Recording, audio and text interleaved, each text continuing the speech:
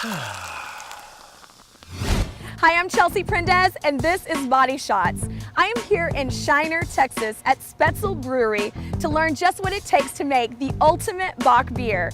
As always, Jamie Lynn and Tana will show us how to concoct a new drink, and Dr. Lush will show us a new twist on an 80s classic.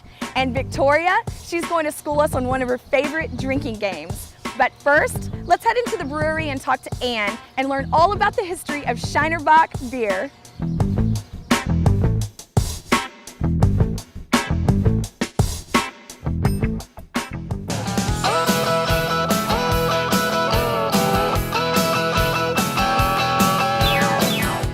Bock is a type of strong lager beer originating in the 14th century in Einbeck, Germany. Monks fasting during the season of Lent would brew and consume Bocks because they contained higher food energy and nutrients than lighter lagers. Here at Spetzel Brewery, we're going to talk to Ann about the history of Shiner Bock beer and what makes it so popular among Americans. So Ann, when I was walking in here, I noticed that there are numerous pictures. Can you describe these pictures and what they mean to Shiner Bock? Oh, sure. The very first one is the original Brewing Association. It's the guys that got the brewery started. Our brewery was built in 1909 by Czechs and Germans, and they just longed for a beer from the old country. Right. But they soon realized they needed a professional brewmaster, someone with some experience, and that's where Cosmo Spetzel comes in. Thank you so much, Ann. Spetzel Brewery has such a rich history, and I am so excited to go upstairs and take a tour and learn just how to make Bock beer. But first, Jamie Lynn and Tana have a drink recipe just for us.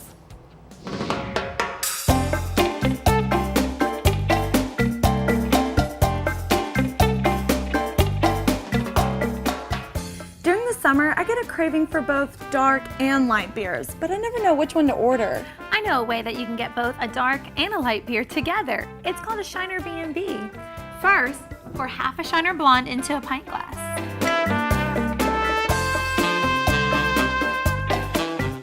Now here comes the tricky part. After it settles, place a spoon over the top of the glass and pour the black lager slowly to create a layered effect. This trick can take a while to master, but don't worry, you'll get the hang of it. After you finish pouring, it's time to enjoy. You were right. This is the perfect way to enjoy both cravings. Thanks.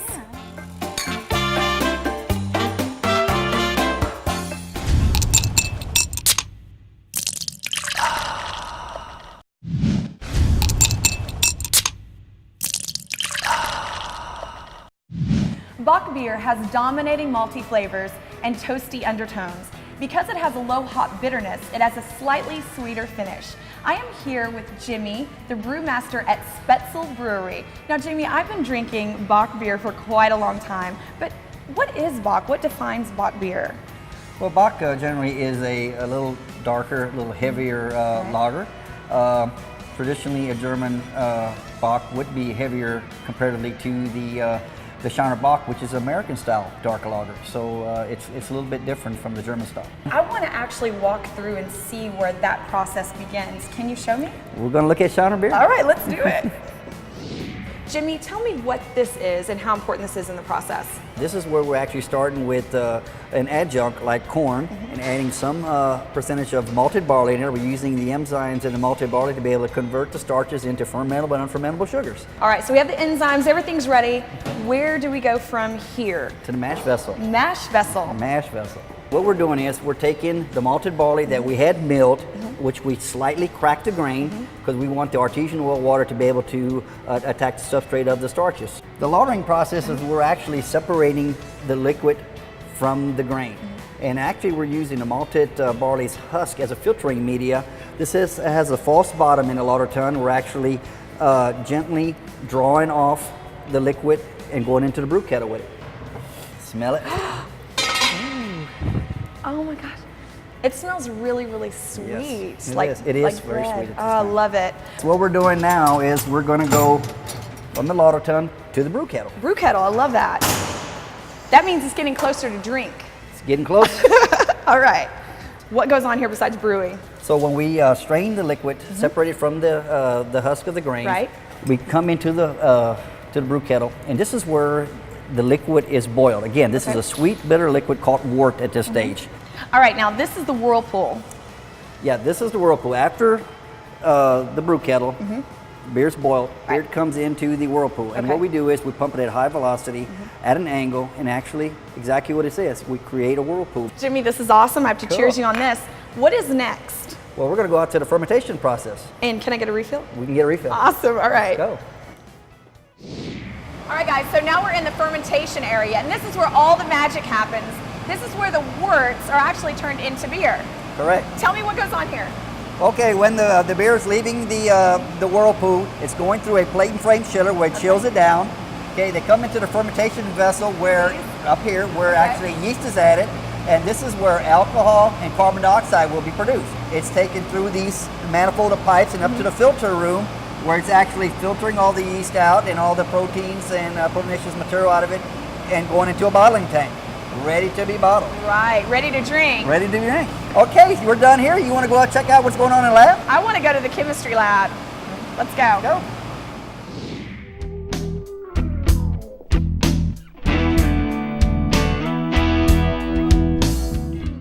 Hello, class.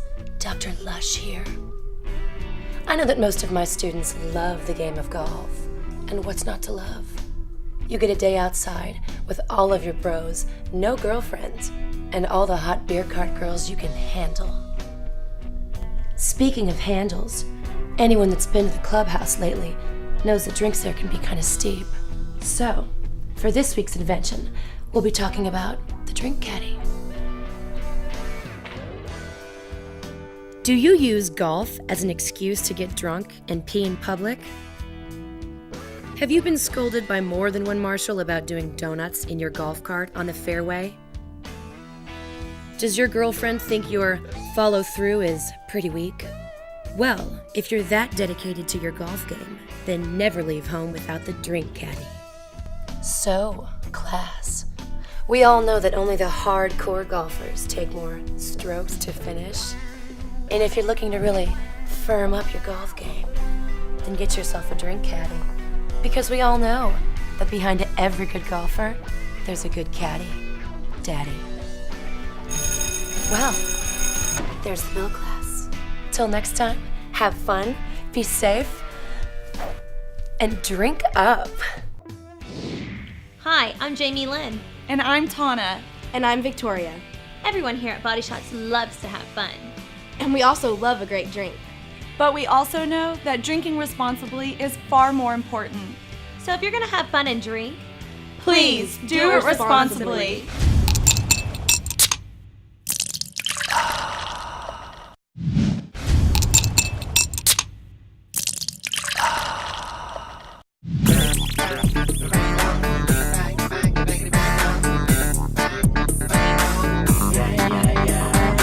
Hey guys, hey Alex. Hello. So Jimmy sent me here from fermentation to find out what you guys do here in this lab.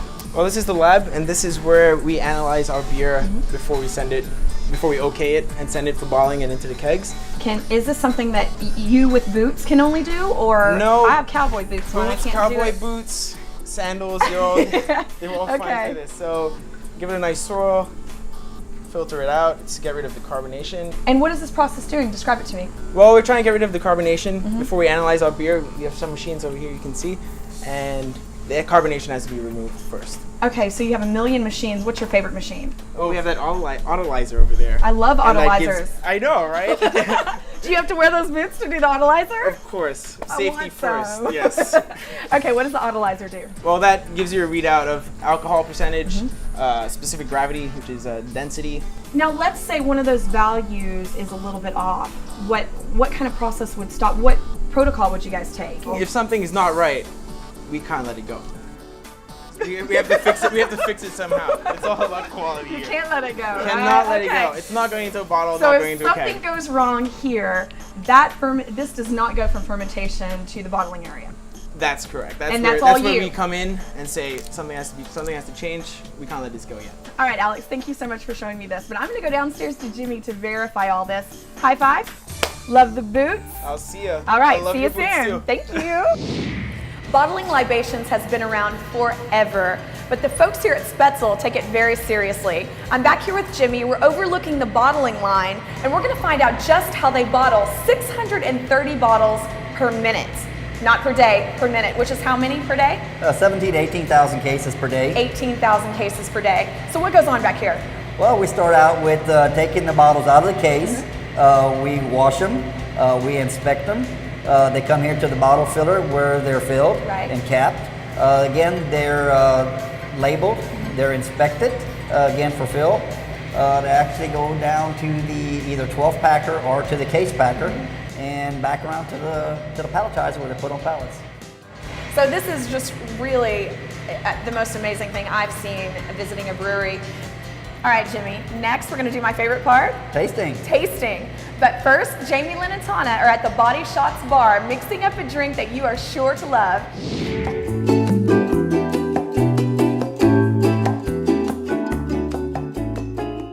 Hey Tana, do you know what's better than an ice cold beer on a hot summer day?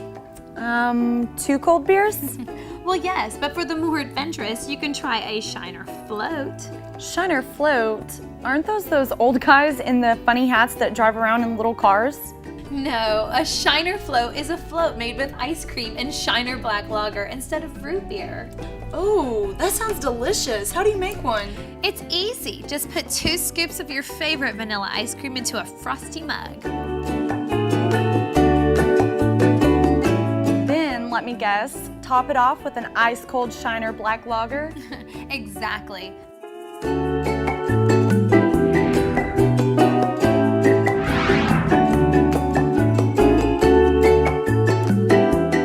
So remember guys, when it starts to get really hot, Try a Shiner Float. It may just hit the spot.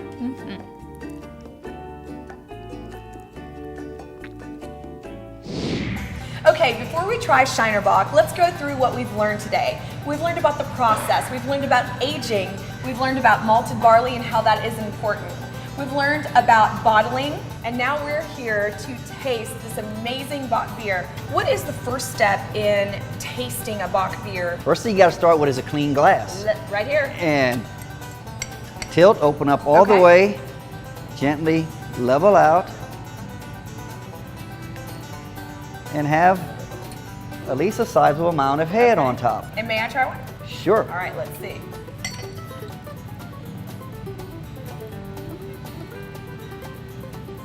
Little bit of head. Oh, what should you look for in a Bock beer besides pouring it on yourself? Again, you're looking at the foam content. You want to make sure that you have a nice head on it. Okay. Again, when tasting, we're looking for a mild roasted malty flavor with a slight sweet finish. So cheers, Jimmy. Cheers. Prost. Prost.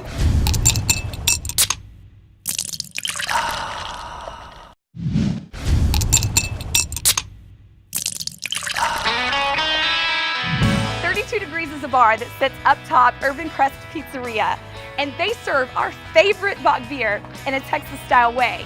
Victoria's going to show us the secret to winning at Indian Poker, and Jamie Lynn and Tana have a brand new trivia show coming your way. But first, let's head inside and find out just why the people in downtown Plano know exactly where to get the coldest drink from the coolest people.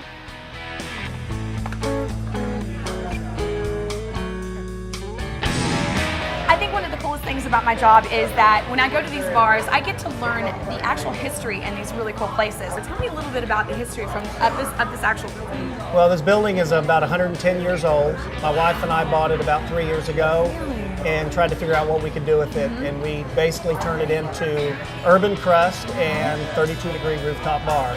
And Urban Crust the building was a horse and saddle shop. So we created a big chandelier out front that has horse whips on it to kind of incorporate some of the history of the building. Tell me why you named it 32 degrees. 32 degrees is about the beer itself. This is a frozen tap. This has got ice all over it, and it comes out at 32 degrees. The alcohol comes out at -5. Wow. And then we created this ice rail to where once you had your cold beer, you could put it out on the ice rail and keep it cold. Wow. Thank you so much Thank for you talking very to us a little bit.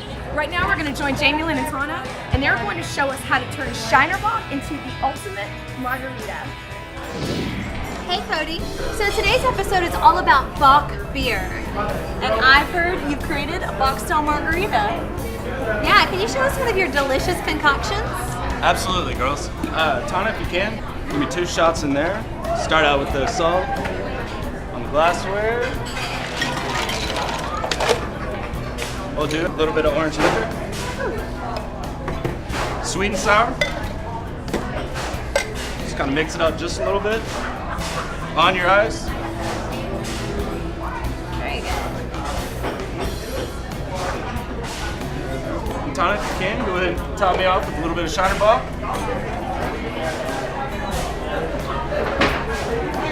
Perfect on there. There you are, darling. This looks amazing. This is delicious. Thanks, Cody. Not a problem. Up next, Victoria is here to school you on a classic card drinking game.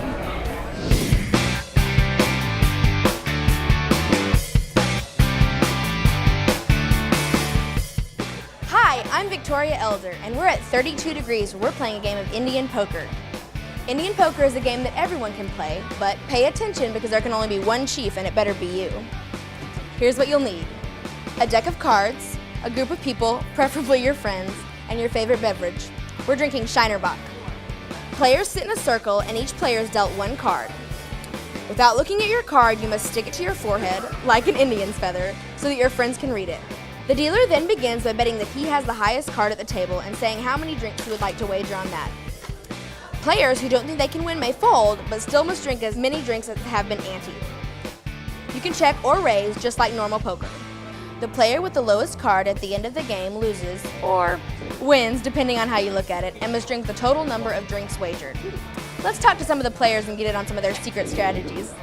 I've been bluffing for the last 2 weeks, so I don't even know what's going on right now. I just look at people's eyes, and that's where you see if they're kind of targeting you with the lowest card or not. I got boobs. Bluffing plays a huge part. I mean, you've got to make sure that everybody at the table thinks that yours is the highest card out. Boobs. That apparently is all she's focused on right now. So, to summarize, no doubt luck plays a contributing factor, but a little extra confidence and the ability to bluff can go a long way. And lastly, when it comes to betting, it's either go big or go home. I'm giving Indian poker 4 out of 5 beer bottles. I'm Victoria Elder, reminding you that just because you're an adult doesn't mean you always have to behave like one. Until next time, play to win, drink to have fun, and always be safe.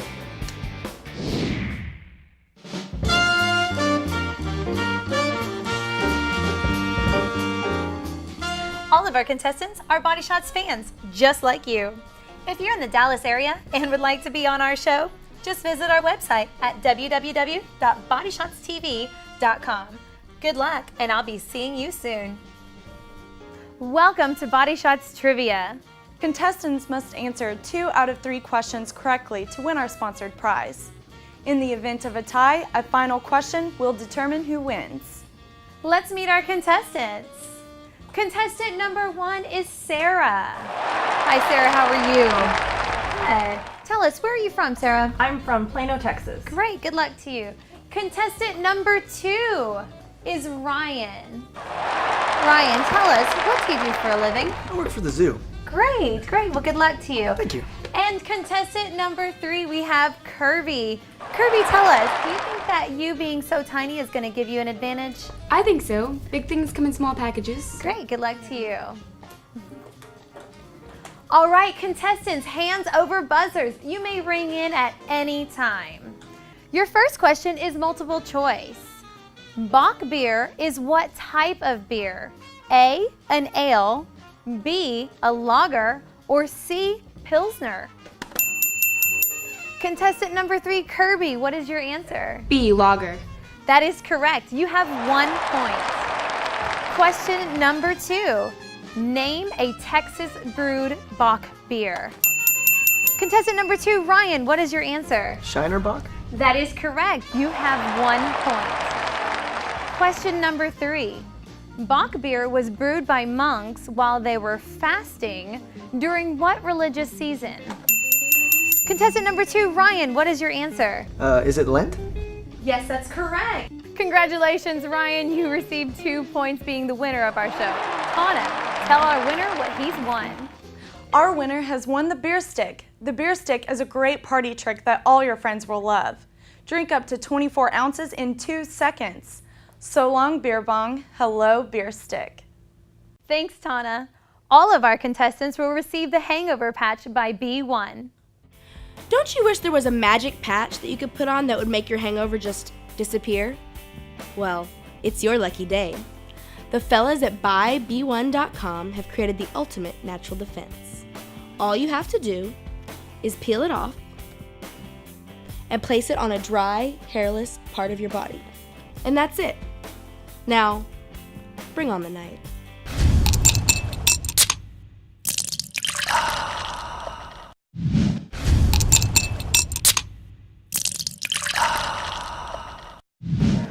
Bock beers have a rich history, but as you can see, the best thing about learning about Bock is actually, well, drinking them.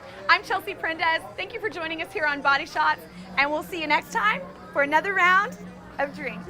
Ooh, baby, I like this. Ooh, I've been waiting so long to lay on my sandy beach blanket, singing out a sweet summer song. 'Cause loving, I've been drinking.